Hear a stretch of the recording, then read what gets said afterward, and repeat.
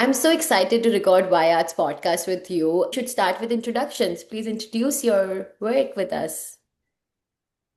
Hello, everyone. It is great to be here with you today. And thank you so much for having me on your podcast, Nanvi. I know how much hard work this is. And I'm excited to support you in any way as you're doing yours. At the same time, I'm just not doing mine. To the listening audience or the viewing audience, my name is Rasheen Jamison-Richardson. I am founder and president of Legacy School of Performing Arts Training Institute in Gadsden County, Florida, and also a new alumni with Nanvi of Harvard Graduate School of Education. So we're just excited to answer this question, why arts today? What is the first time you were believed that art could transform into like school communities or in like local communities in general? This is great because the one thing that went well for me throughout my adolescence was the music classroom. So I was not good in math, so it seems like I was not good in all the other subjects. But when I went to school, it the music in the school always kept my attention. And when days were very, really hard because we grew up in abject poverty, and then we also had the loss of my mom at an early age. So getting up every day was a chore. But the thing that I knew blessed me and would help me was the arts that was in the schools. So I would be like, if you took music away from me during the school day, I would be so upset if that was somehow removed from my day. And so that's when I started researching my personally the impact of self-esteem, the impact of the arts on school attendance, the impact of the arts on identity, the impact of arts on the trajectory versus how many students have the inclination to be creative. And if that creativity is not cultivated, how it then turns into crime. Yeah. And so we have the same student, the same individual who really is excited about life, but they don't have the same opportunities. So I saw how the arts did that for me. And that's what gave me such a strong grip on it and would not let it go until I built something that did the same thing for this generation. That is so interesting, and you bring out this major point of access to the arts, and how that could be life changing. I think for me, also personally, it was like arts, how I found my voice and confidence and everything. And I love that you kind of made that space for so many children who otherwise, like in this more academic world and number driven world, wouldn't even have access to to this world of arts. And I'm curious to know, like, how was the journey when you started a school? What was your artistic vision for children, and like how did you kind of thought about it when you built this space? Great. Okay. I was scared. Yeah. That was my mind. Okay. But I like to say the word provoked because a lot of times people get on the podcast and they just want to have all the politically correct words. But I believe in answering this question. We're gonna help more people get off the couch and get theirs started. I think that's why we both are doing our podcast to help people get up and go. Now, I started out as a music teacher. So I have 3 degrees in music and I have the whole background in music. One of those degrees are in K through 12 education, choral music. So my first job was not me starting a school, it was me being a music teacher in a school, meaning at the elementary school level, middle school level, at the high school level, elementary, middle, high, and even a visiting assistant professor at the collegiate level. So it's critical to lay this foundation for the listeners so that they can understand the importance of having a firm foundation before you try to build a heavy one on your shoulders and you don't necessarily have that capacity or that weight behind you. So, but when I got into the high school level and began to be that music teacher without any help, and I was the only music teacher, I had all these kids every day teaching hundreds of kids every day, and I'm the one in charge. I no longer had the support of this person mentoring me and that person. It was all on me. So I built a strong choral music program in rural and impoverished schools, Title I schools in Gaston County, Florida, and around the region. Now, I built it up so much to those students end up going to Carnegie Hall. And coming back from Carnegie Hall is when the 2008 recession removed the arts out of all of the schools. And it looks like it's the same time we're in 2025 of what's happening. I don't want to get ahead of the questions, right?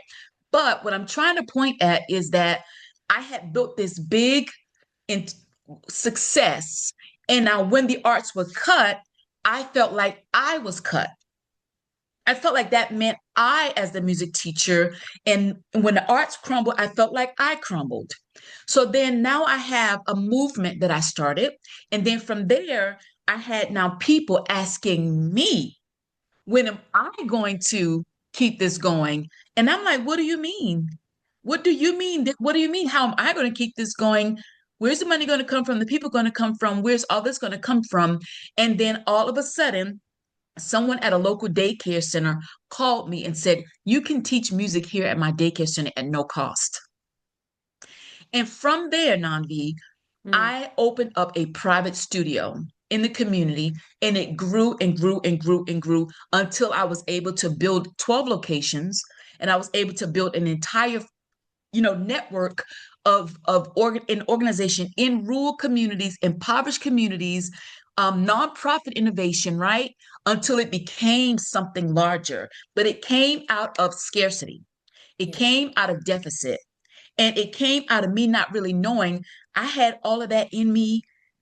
I was satisfied with just conducting, but it was in me the whole time. And I think what I would say to the audience is that follow your gut feeling and know and don't underestimate yourself, because Yes. that's how it got started. Yes, I think the beautiful part of it is like how like you did not you started like small, and then because you were so like driven and passionate about it that you kept going because you believed in the power of music. And I think that is the key is also like just any changes start with like doing those small steps, and then you were able to make these small steps. And like how like people just assume like, oh, you just opened a huge school and you had this huge thing and all of those things, but it started like small. And I think that is the power of like bringing any sort of change, right? And I'm excited and curious to know like what were your like interactions with students. Like I would love to know your experiences or anecdotes of how you saw the power of performance, power of music changed lives for your children or like people in your community. And like what was that like for you to see that happening and for other people to also like acknowledge why it is important. It's very important. One is exposure. That's the number one. Do Mm. you remember, well, you might not have been in Marshall Gann's class with me. I don't know. We were in public narrative together, but a lot of my colleagues from Hugsy, we were in public narrative. And a lot of my colleagues from India educated me a lot on the lack of access to certain qualities and certain attributes. One being a girl, one being from whatever side of town you're on. But imagine that same thing happens in the Black community, right? We can pause on that, that the same thing's happening. So when we stand to say that we're going to bring the arts, we're doing a movement. Like we are like literally moving mountains. So what I wanted my image to be was that I was one of you. I was once one of you. I'm still one of you. So I wanted my interaction to be personal and connected. I didn't want a hierarchy where I'm up here and students are down here. I wanted to co-create, and I wanted to make sure they were empowered and that the arts looked good on them. And I would say that I said, oh, the arts look so good on you, as though it's artwork, as though you are the art that you are trying to become. Before you try to create it externally, you as a student, as a child, you have that inside of you. My job and the job of my staff is to now focus it, frame it, safely guide it into the direction it wanted to be. So then now we transfer it to the community, because what Legacy School of Performing Arts was able to achieve was boots on the ground in places where you did not see any of the kind of arts in ballet, jazz, tap, hip hop, opera, violin, guitar. we were coming from strictly gospel music, we coming from strictly R&B, or strictly, the stuff that people do, like, all of this, right? To strictly classical music and areas that tapped into the soul of this human being, this small human being. So the community was able to be transformed through exposure. Now, what I was able to do was place my gift out of what I consider a trophy case, or out of a china cabinet, or someplace that's high and lofty, and make sure people knew I'm right there, I'm available, I'm touchable. And that went a long way. And I think that's what helped me expand and build and bring the arts and make it tangible and real for people.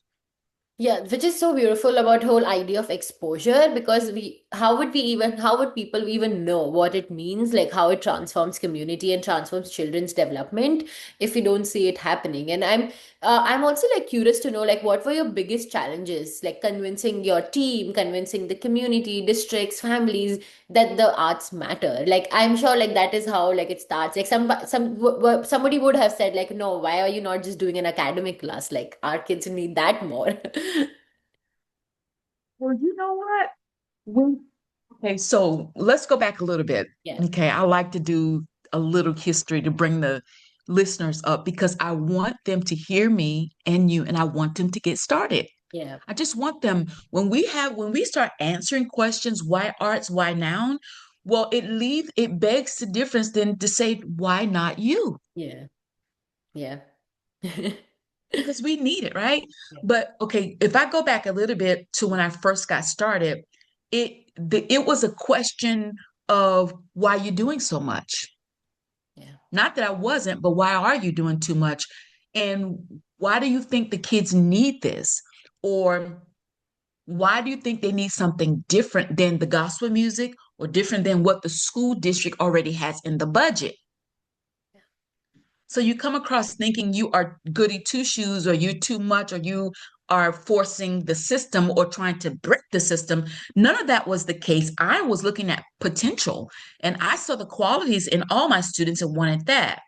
Now, so I had questions like that to answer, because when you start asking the questions why, people are getting a little antsy and nervous, about, well, what are you trying to prove? What are you trying to uncover? So for me, I was in a system that didn't see the need to expand and change. Now, once I got once the arts were removed, I didn't have to answer that question because it was removed. So now the question is, when are you going to, so the pressure was on me. So I've had that same question from two angles. One where the arts was present and people didn't see the value of it as they should have at that time. But then when it was removed, now they see the value of it, but they don't want to support it like they should. yeah, So it's an ongoing teeter-totter thing until you have got to know that the thing that you're building and what you want to have in the community, that vision that you want, it's worth it. It's worth all the challenges. So that was my challenge. The challenge was finding balance between the voices. The challenge was finding the funding.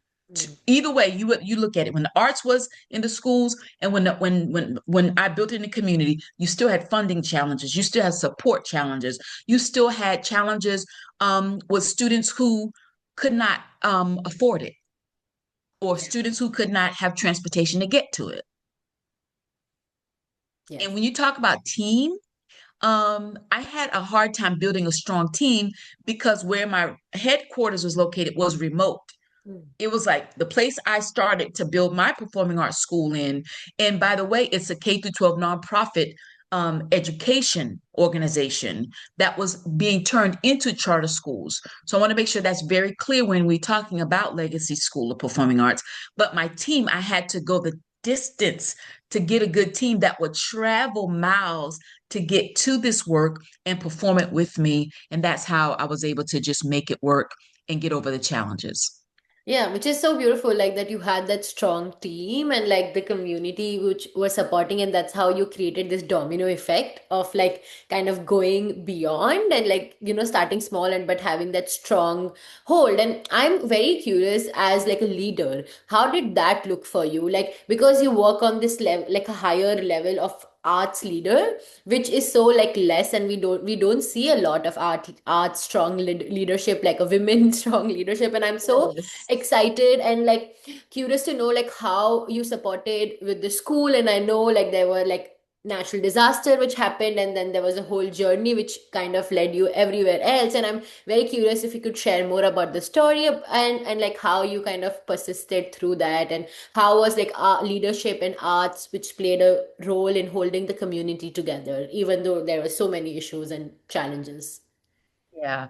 Well, let me compliment you on these beautiful questions that you're asking.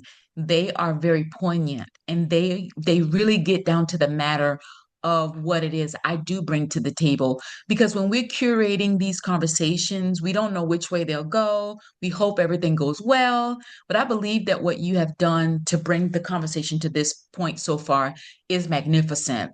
When we get into discussing the leadership side of it, it gets to my framework called leadership redemption. And that is the framework that I built during this time that we're talking about. I had to figure out my own professional development because there was none for arts leaders, let alone any leader. But definitely when we get in there as the arts, it's almost like, that gifted kid in the room. Everybody just leaves them alone because they're gifted, and they pay more attention to the kids that's troubled. But when we get in these art spaces and we're creating, we have challenges too. And we don't necessarily understand what they are, and let alone now you're the leader of it. So my framework, Leadership Redemption, was born out of the critical deficits that we face. You're the first point of contact as that artist. You're the first point of contact as that core director. You're the first point of contact as that band director, as that dance teacher. You're the first point of contact. And this before any arts come out of you. Yeah. People have such high expectation and expensive taste when it comes to the arts because they want something so good. And I tell people all the time this: there's no other profession that when you tell somebody I'm an artist, they want you to show them right then. So all the pressure, right? You wouldn't say that to a mathematician, and you wouldn't say that to someone in the sciences. Do an experiment now. But Yeah. I'm getting somewhere with this. We're under so much pressure every day to perform. And then now we are now having to take that same pressure and now duplicate it in the students that we lead, and then also spread it throughout the community so that this arts can live. Now, as a leader, I was giving out of energy, I was giving out of creativity. I was not paying attention to my own inclinations and my own creativity that I even went to school for. So I created a framework for the mental health, well-being, and lifespan of leaders. But my first target was arts leaders. The things that we face is we have to come up with the budget, we have to come up with the team, we have to come up with the costumes, have to come up with the music, the scores, we have to come up with the facility, the rental space, the venue, have to come up with all the designs all by ourselves with little or nothing. So, as that leader now, how do you build an arts program and you now can ascend to be only executive director, only the president and founder? That takes years to do because on your foundation, you don't have all the resources that you need to only afford to come into your organization and only be the president and founder and only do one job. It doesn't work that way in most small organizations and even larger organizations. So on the leadership side of this equation, you it's you kind of like never get only one job. And Yeah. even when I went from just being the performance coach or the music studio side, and then I had to grow into the artistic director and grow into the executive director, then grow into the president and founder, which I sit now. Yeah. You don't have the luxury of ever ignoring any problems below you. You never coast because you have all these concerns that's under your belt. Why? Because you were once one of those teachers. Yes. Yeah. So that's it. I have more to say, but I think that it'll be best said later on in the conversation. But those leadership challenges are real, but they also have real rewards too. Because to be able to say in my history that I founded an organization and I went through every step in every position, every foundation to be able to sit as the president and founder of the organization.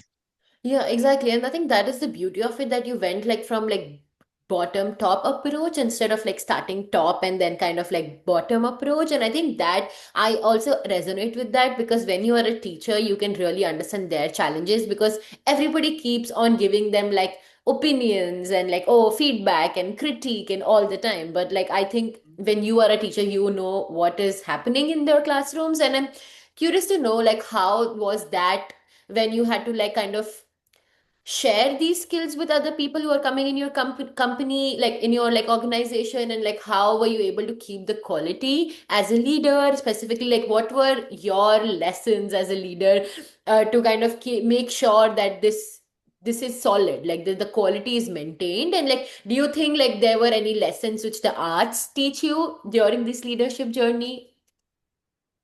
Yeah, this is a fun question actually, because when I was in my undergraduate program, before I went to the PWI, for the listeners, is predominantly white institution.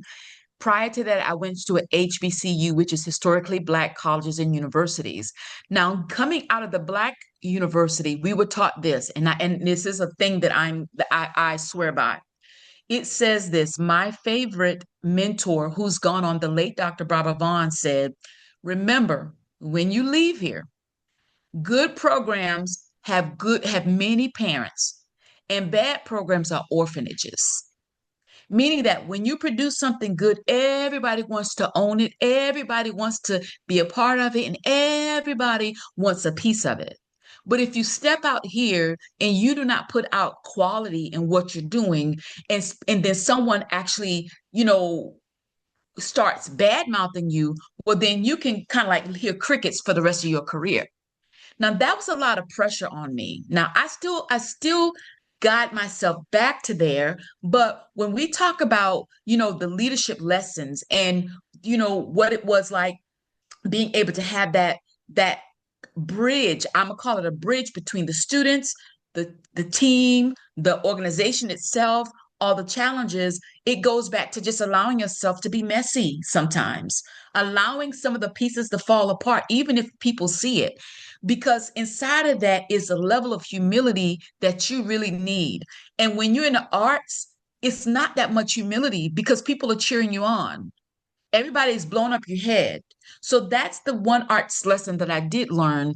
Well, that's the one of the philosophies that I learned that's critical. But then another part is allowing some of the jagged edges of your design to be seen so people can see you as a human being and not a machine, and that you can stay humble. It's so easy to get convoluted and get jaded about what your identity is. But the arts taught me that if you do not do something well, I mean, I don't care what this world tells you, if you do not do it well in the arts, you will get laughed at and people will post you on these social media and you will. And we're in cancel culture now. So for me, it taught me to be tough in my skin. It taught me to not care so much about what people are saying, but at the same time have a really good balance in knowing your own value and your own worth, and don't let people exalt you too high before your time. Yeah, which is so beautiful. Like, I think the whole idea of being raw and like human is so underrated, but it is so important, right? Like, people forget that it's okay to be vulnerable. It's okay to accept what you like, your faults, your good parts, everything. And I think that's how, like, the way you put it is so beautiful. And I'm amazed. Like, I would love to know and like just backtrack a little bit on your experiences with classroom, like students or teachers, and specifically on skills. Like specifically, I would love to like for you to like name some skills which you feel like students were learning through these performance, which through music, through different performance styles, which is like long lasting. Because often there is this misconception, is like, oh, if you want to be a musician, you do this, like you learn music, but otherwise it's okay, like it doesn't have to be a part of your like career, even if you are like into some other subjects, which is okay. But why can't music be part of everything, right? Like as a human, Yeah. like because I am biased, like I know what are the great parts of being and learning different kinds of arts, but I'm curious to like hear from you. What would you say about this? That's excellent. Well, what I would say is I agree with you. Like, why can't it be a part? Who said, where's the police officer that's going to stop us? Is Yeah. there an arts police? Is there arts patrol? Is there someone that's going to crack down on us if we don't? Granted, there are some parts of the world that do, but we don't live in those parts of the world. I think a lot of it comes through the own inhibitions and things that we as leaders and artists have that we were taught that we now bring to the leadership space, and that if we didn't get a chance to do it right, and if we were not treated well, or we were castigated or had negative consequences for doing something in the arts that was free, liberating, then we are afraid as leaders to do that with others. But when I got into the art space, the thing that's big for me is character development. And what I tell all my students is, listen, let me just let you know, your creativity is inside of a human body. And if you have a bad attitude, no one's going to get inside that gift to hear it. So character development is number one and will always be number one. Who are you as an artist matters inside and out. So don't get caught up in just thinking, since you have a pretty voice, beautiful face, the best moves, that you can navigate life any way you want to, and treating people any kind of way. That's number one. Number two, the art of listening. The art of listening is one of the best skills you can get students to develop, because they become really addicted to those sounds. So why not, when you're doing those sounds, teach them prominent lessons that you need them to learn through sound. So my background is also in arts integrated learning. So in some programs, I did music and literacy.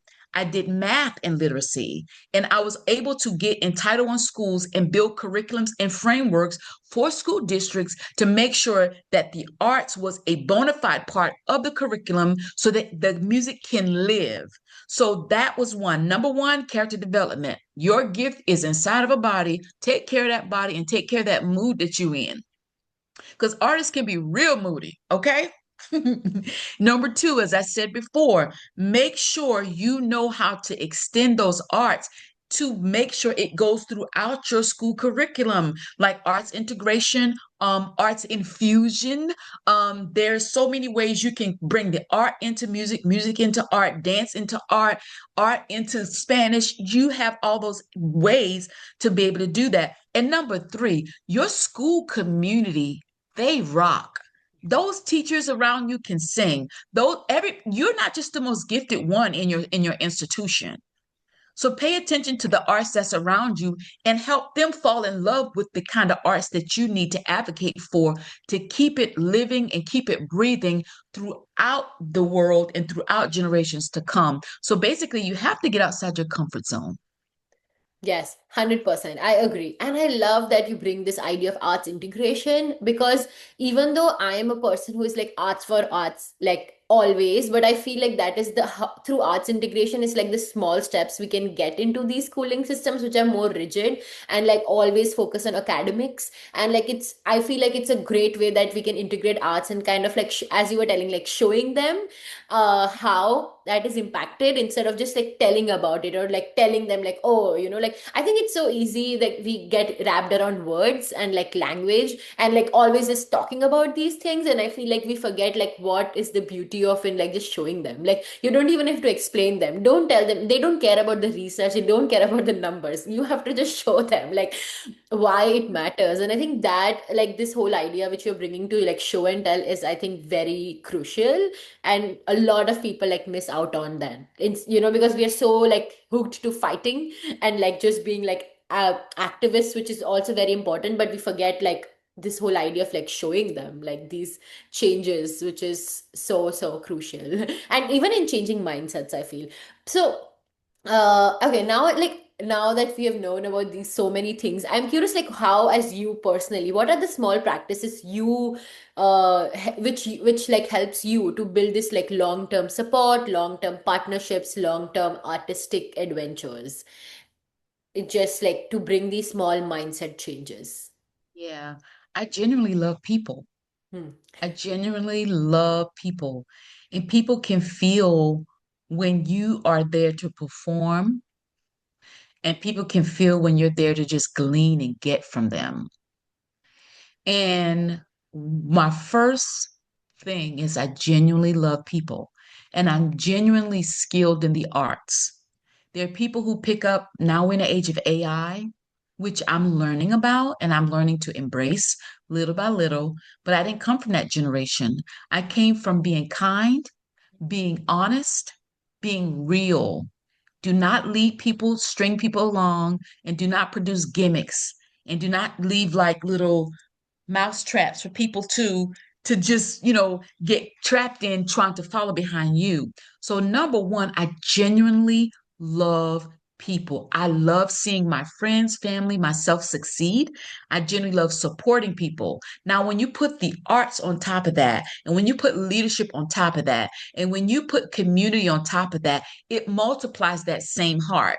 It's a heart for people, heart for community, heart for leadership, a heart for change that sometimes get pricked by the same people you say you love and the same thing you said you want to do.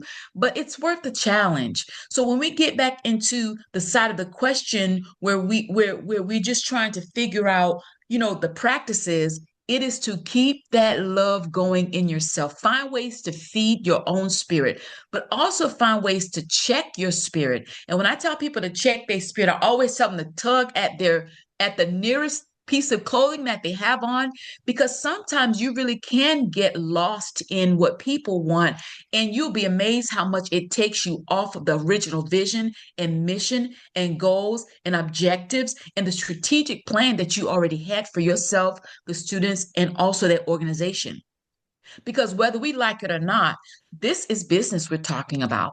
We are performing, but there's the business of performing, right? There's the reconciling of your bookkeeping, there's the legal part, there is all the other components that the serious leader, the serious artist engages in. But if you continue to love people genuinely, also continue to take care of yourself genuinely, and continue to keep your ears open to all the right sounds and influences, you will it's almost like you can't get it wrong. It's almost like you cannot get it wrong. So those are bona fide practices, Nanbi. These are literally practices. Why? Because what I'm saying is very hard to do. Yeah. Once the kids come, I used to get blinded. I'm like, oh my God, I have grades. I have grades to do. Once all the music stops, you want to jam and do all this. No, no, no, no, no, no. Wait, wait, wait, wait. You have unfinished business that you have to take care of. So refocusing, if that's the word, if that's a takeaway someone want to have, refocusing, listening, taking care of yourself, prioritizing what you need to do, and don't be blinded by all the glitz and glam, because there's real responsibility attached to this wonderful thing we say we're here to do. Yes, and I think that is so beautiful because I also feel like developmentally, like it kind of impacts so much to a child, to a student, to a teacher, and we don't like often like miss out with our naked eye, but like when we look on like a longer impact, it like changes lives, and I think that is like the way you were like sharing about like this backtracking and like thinking about loving and this relationship building factor, and then kind of jumping into the lessons, the grades, and performance, and like obviously the all the things which we have to do will happen. And I think that is such a like a powerful like message, and also again underrated, which people often forget in this like busy world. Mhm. And I'm also very excited because I'm sure you would have a lot of ground stories with like students and teachers. Would you like share any stories where you saw like music or performance kind of taught a child about like identity, voice, belonging, and like you kind of saw that happening over time? Yes. Now this one is powerful, and I will try not to cry. I don't think I'm going to cry, but I'm such a crybaby, and I am not ashamed. Me too. Okay. Me too. Because, when we are in the arts, I always say that we are the architects of our earth. Like we build it up with the arts, we beautify it with the arts. And those of us who decide that we want to take this on to be artists, we bring a piece of heaven to earth. Like we are literally doing God a favor, or my friends from India, it's the divine hand. And so we are just like bringing this beauty to this earth that is seems to be in such disruption. But here's the key. The key is when we think about, you know, where our foundation lies in all of this, it goes back to the student who couldn't and now they can. And what role did you play in that? So one of my students this is a story of all times. She came in as a dancer. And when we were teaching first position, second position, ballet, for whatever reason, she could never get to second position correctly. She did first position, she could do third and fourth, but that second position, and also even when we did releve, it was difficult. So my dance teacher was we were putting our heads together, trying to make sure we could figure this out so she could be in the performance with us. My dance teacher gets sick, and guess who became the dance teacher? You? Yeah. So I had a personal audience with my babies, right? And I touched this dancer because before it was lesson plans and me coaching with the teacher to try to let the teacher go back in the classroom to do what we talked about. But this time I was straightening up the shoulders and I was straightening up the arms. I was making sure that the right posture was in place. And when I touched this kid's back, I felt it. Her spine, it was in her spine. It was out of order and out of line. And so I go home that evening and I'm like, well, how do you write this up? How do you even know that was real? How do you know what you felt was real? How do you know? It's a place where you go in the arts where you become some kind of figure that you're being used to help change lives, really. It's not a fake thing. It is not something that we research in a book. We really are changing lives. But to change a life is not to be afraid to actually touch a life, to actually touch a life. And in this kind of economy and in times we were in, you felt scared to touch a child or say anything because you don't know what the repercussions are.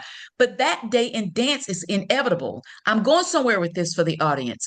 So I go home and I pray. I have a strong background in my faith. And I'm like, Lord, what do I do? How do I call a parent? Is this my business? Should I be minding my business? But I got up the next day and I had the courage to call the parent in. I said, I need you to take a look at this student's back. I said, because I felt when I was going down her back, I felt something. And for whatever reason, she cannot make the position like all the other girls. And I felt bad. This mom takes this student to the doctor, and I discovered she has scoliosis. Her back was turning into a C shape, and she was in a process of being permanently paralyzed. Dance caught that. Me being in tune to my own ability to change lives, and I believe I could, I just touched it and I felt it. Next thing I know, this student has an operation, and today her back is straight. We caught it just in time. Wow. She's been dancing ever since. She went from ballet to dancing hip hop, tap dance, liturgical dance, and every kind of dance I offered because she had that opportunity. And also, I just could not fathom being quiet on what I saw and taking a chance at saying, I think there's something there, and I'm afraid. I am afraid. But I will also be afraid if there was something there and I didn't say something and something happened. So these are the ways we really do change lives by touching lives.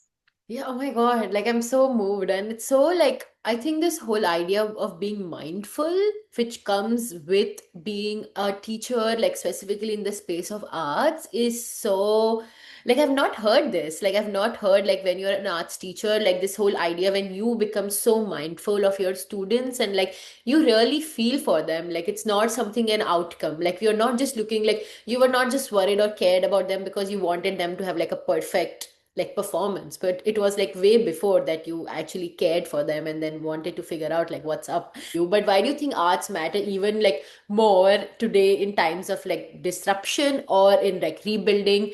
How do you think it like we can make it more alive day to day and like every day for everybody? Yeah, those disruptions that I want to keep, I want to follow, I want to focus in on that word disruption because it's a really big ticket item. When the arts were removed from schools completely in that time, I've never forgotten it. It was such a disruption. It was a disruption to the school, to the community, to the students, to the politics. It was disruption to the churches, to the community centers. It was, and and it was a bigger disruption for places who didn't even have strong arts in the first place. Yeah. Come on, somebody. Okay, we say that in a black church. We say, come on, somebody. We say, cheer. But think about the communities who were just getting started. Like I just came back from another country, and they had hurricane in 2019, and then just like I had a hurricane in 2018, 19. They were just now getting back to rebuilding their community when 2 weeks before I got to this country, they had wildfires spread and it burned down the brand new thing they just rebuilt. Oh my God. Wow. Museums were included, restaurants were included, which I also is a form of creativity, culinary arts. Yeah. Yeah. Okay. You had churches included, you had sports included, which is an art form, even though it's sports. So when that disruption occurs, it's not just the coming down of a building. It's like you're dying to a purpose. You saw all that money you worked hard to raise be lowered. So then how do you convince people to start again with you? Yeah. How do you do that? That part of the disruption is critical. When we talk about why the arts matter, it matters because it's a natural magnetic force that brings people together, no matter what color you are, side of town you are, how much money you make, no matter what Ivy League institution you went to, community college you went to. The arts is magnanimous. It brings so many foods together. It brings so many styles together. It brings so many songs together. It brings so many hearts together.